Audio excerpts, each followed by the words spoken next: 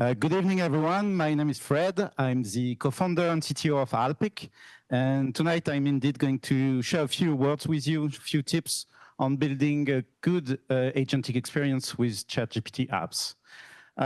If you've been living under a rock, you might not know that ChatGPT released months ago a new apps SDK to build apps on ChatGPT with an initial wave of 7 third-party apps onboarded, which were Booking, Canva, Coursera, Expedia, Figma, Spotify, and Zillow, and a few more coming by the end of the year. What's the big deal about this third-party integration is that they follow on the initial tentative from ChatGPT to bring in-app experience from back in 2023 with the GPTs that didn't work so well. So this time they came back with a new proposition, the ChatGPT apps, and there are 2 killer features that are going to make this one much better than the previous attempt, which are on one end, the zero-step discovery, which basically allows anybody just by typing in the name of the brand to invoke inside the conversation an MCP server and a ChatGPT app from this third-party provider. It will be much less frictionful than app installation on your mobile device, for example, a little bit like Apple app clips that were developed a few years ago. It mimics also an existing browser-based behavior that users have of typing in the name of a brand to search about it. So it's going to be very close to usual patterns that people are used to, and it's going to bring within ChatGPT those apps experiences. And the second killer feature, which is the one at the core of this talk, which is the addition of UI widgets directly inside the conversation to render better feedbacks than only text within conversation, and provide interactive surface for users to interact on. During this talk, we'll have a closer look at how it works, how UI have been packaged within MCP to provide those new ChatGPT apps. We'll learn a bit more about Skybridge API as well. I would have loved to give you a demo tonight, but since 2 p.m. this afternoon, ChatGPT crashed their test environment, so there is no additional way to test it at the moment. We have a few GIFs throughout the presentation, so you will get a feeling of how it looks like, but you'll have to wait for tomorrow to try it out yourself. And at the end of the talk, we'll share with you 3 design patterns that improve agentic experience that you developed within ChatGPT apps to help you get started and get the most out of the apps you will develop next day, I hope. So first thing first, how do you package UI within ChatGPT apps using MCP? A basic MCP-powered ChatGPT looks like this. A user converses with a model, GPT-5, for example, which has access to an MCP server with third-party capabilities. When you send a message over, ChatGPT asks for a chat completion to GPT-5. If relevant, GPT-5 says that it wants to invoke a tool from an MCP server. ChatGPT handles the tool invocation to the MCP server and fetch back the response from the MCP server with another chat completion so that you can finally have a response from your assistant within your conversation with added context from that MCP server. This is text only. So when you want to add UI, first thing first, you need to bring a runtime within the conversation. This is what Skybridge does. That's basically the name of the iframe that OpenAI is rendering within conversation. It is always triggered as a response to an MCP tool call. So whenever ChatGPT goes to an MCP server to ask for additional context, if this tool references a UI element, it will be the starting point to render this UI element in conversation. It's rendered inside the sandbox environment in an iframe. That's the purpose of Skybridge. And it's using multiple layouts. You have 2 here, one inline and one full screen on a device, on a mobile device. So now you have 2 surfaces to provide information to a user from an MCP server. You have the conversation with the model, and you have the interaction with the UI elements. Model is powered with additional features from MCP server through tools, and widgets are powered through resources exposed by the MCP server. the tools and resources are linked together. When you use a tool, you basically say which widget should be used to render the result of your tool call.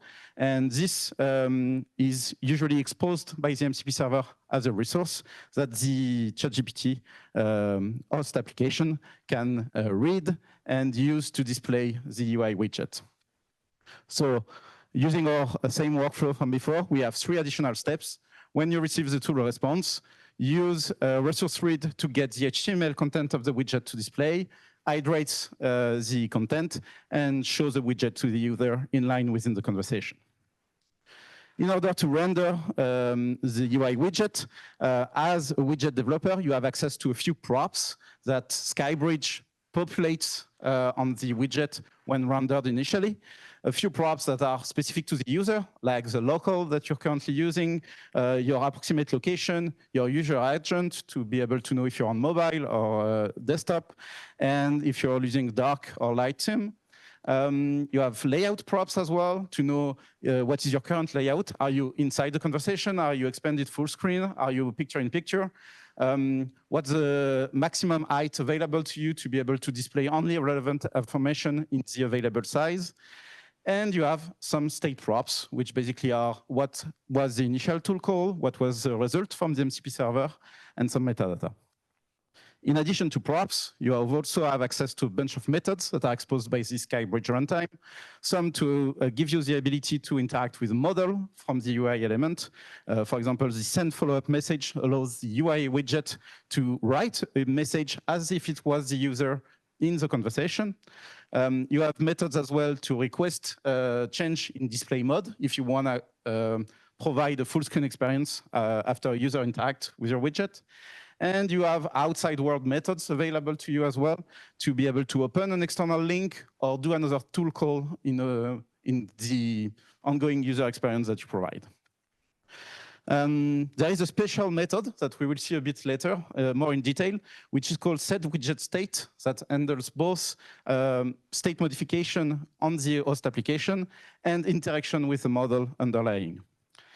Before we go in more details about those props and those methods, there are 2 critical things to keep in mind, 2 main changes when developing a ChatGPT application that you must keep in mind is know that you have 2 surfaces to interact with the user, the conversation, textual conversation, and the UI surface, which is basically widgets. You need to make sure they are complementary and not overlapping too much and displaying the same kind of information. Otherwise, you're just redundant and you're not using the space available efficiently. And you need to make sure they are synchronized so that you can interact with one or the other without having bad surprises of the other not catching up with where you were before. With those 2 changes in mind, let's take a look at a few examples of what you should not be doing. First time you render a widget using Skybridge, you basically provide a resource to be read from a specific tool call in your MCP server, and you expect it to be working flawlessly. You put everything inside the tool result in the structured output property, and this is the kind of results that you get. So for those that are a bit far away, you have the widget rendered at the beginning, and you have the model exactly saying what is inside the widget, which is not very useful. In order to compensate for this issue, you have a very convenient API that has been developed by OpenAI on the tool output.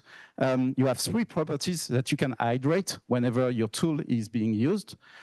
Structured content is shared between the widget state and the model conversation. So everything you write in structured content will be both available to your UI widget as a props and will be readable by the model.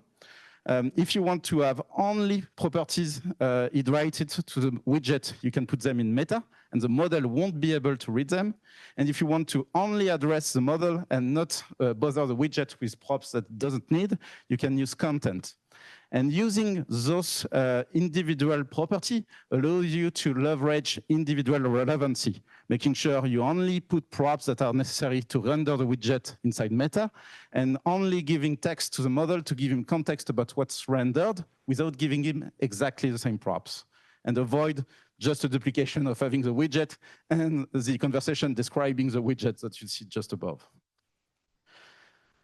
Another one that is a nice one to take a look at is when you want to do navigation. So from day one, ChatGPT Apps supports navigation to allow a user to move back in time, move back in history when interacting with a UI widget in full screen. So for example, here you have the Zillow UI widget for apartment search in San Francisco.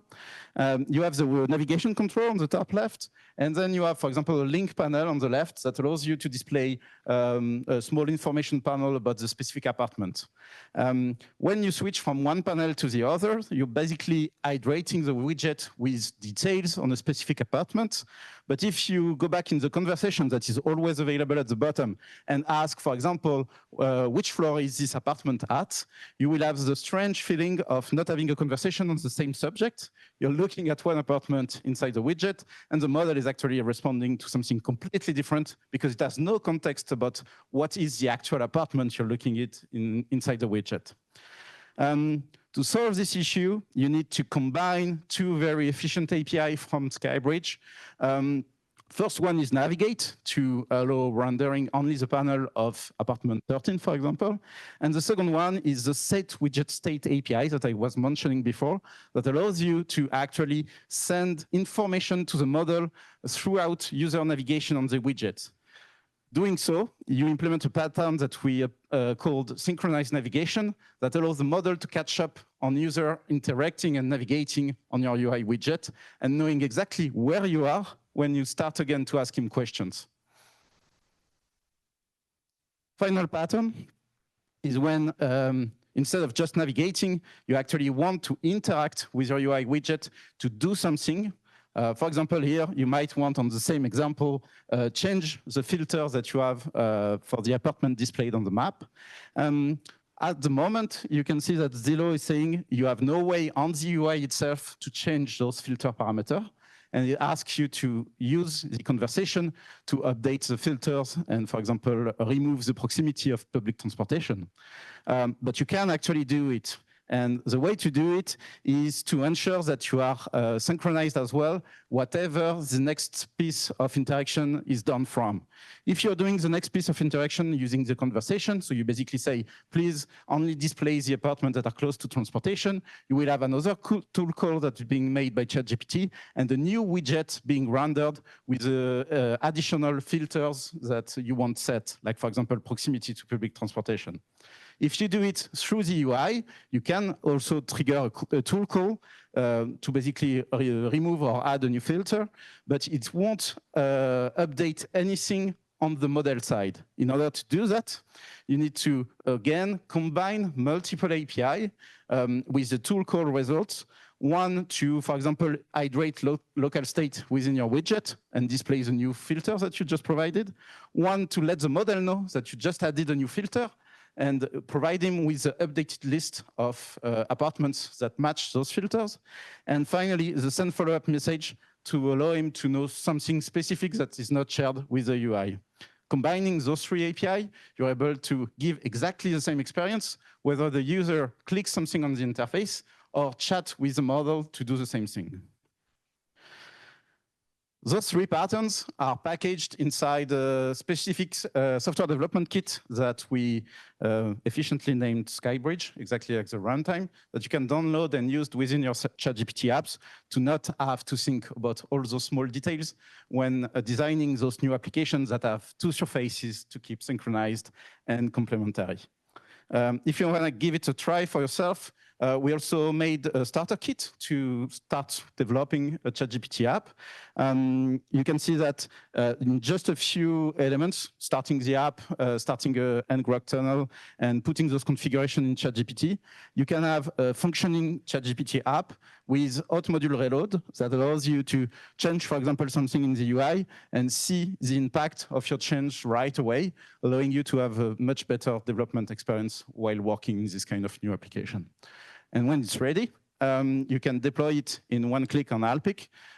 We have basically MCP hosting company, but we do support ChatGPT apps as well, with a dedicated support for assets that are required to serve those new UI widgets. We do a bunch of other stuff like evaluation, authentication, monitoring, and security. Happy to talk more about it if you want to, and I will leave you to a few additional QR codes if you want. This is the presentation, my LinkedIn, and a link to the Alpic website. Thank you very much for your attention.